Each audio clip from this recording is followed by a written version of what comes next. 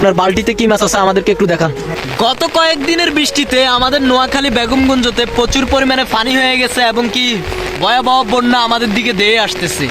তো আমাদের এখানে অনেকে মাছ ধরতেছে, তো আমরা দেখবো আমাদের হাসান ভাই আজকে এখানে কি মাছ ধরতেছে। তো হাসান ভাই জালটা উঠান, আমাদেরকে একটু দেখান আপনার জালে কি মাছ আটকিছে। আমার জালে অনেক সুন্দর রং বিরঙের মাছ আছে। তো সবাই আসলে আমাদের জন্য দোয়া করবেন। আমরা এর আগেও একটা বন্যার কবলে পড়ছিলাম, তখন কিন্তু প্রচুর পরিমাণে কষ্ট হয়েছিল আমাদের মানুষদের।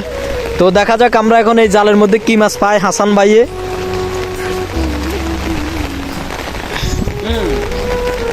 তুমি ছাতা দিলে গেলে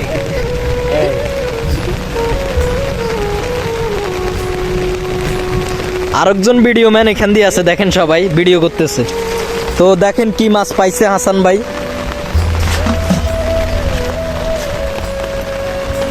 সবগুলা কাসকি মাছ মনে হয়, কাসকি মাছ, গুড়া মাছ, পুঁটি মাছ, চিংড়ি মাছ। তো ভাই 20 টাকার মাছ দেওয়া যাইবো? হ্যাঁ অবশ্যই ভাইয়া, তবে বাকিতে হ্যাঁ দেওয়া যাবে, সমস্যা নাই। এটা আল্লাহর দানীয় মাছ, সবার জন্য এই খাওয়ার ব্যবস্থা করা হয়েছে। এখানে তো অনেক জংলা টংলা এসে গেছে জালে, মাছও আসছে, পুঁটি মাছ আসছে, কই মাছ আসছে।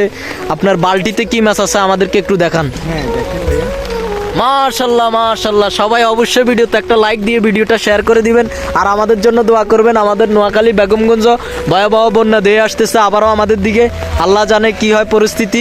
আগের বার যখন বন্যা হয়েছিল তখন রাস্তাঘাটগুলো পুরোপুরি কি অবস্থা হয়েছে দেখছেন।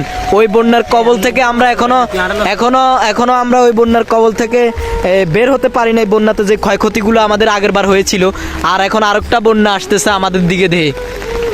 অবশ্যই শেয়ার করে দিবেন ভিডিওটা, একটা লাইক দিয়ে দিবেন আর আপনার মন্তব্য জানিয়ে দিবেন ভিডিওর কমেন্ট বক্সে।